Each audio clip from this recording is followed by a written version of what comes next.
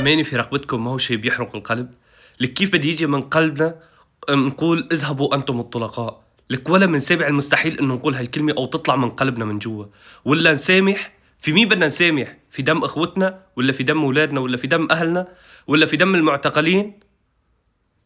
على مين بدنا نسامح بس بدي أفهم. يعني في مثل هدول المجرمين أمثال قاعدين برا أو بالأحرى طلعوا من السجون وتلمعوا بمصرياتهم وقعدوا برا. لأيمت بدنا نضل في هذا الشيء؟ لأيمت بدنا نضل نشوف المجرمين برا قاعدين عم يسرحوا ويمرحوا على كيفهم ونحن عم ننحرق من جوا؟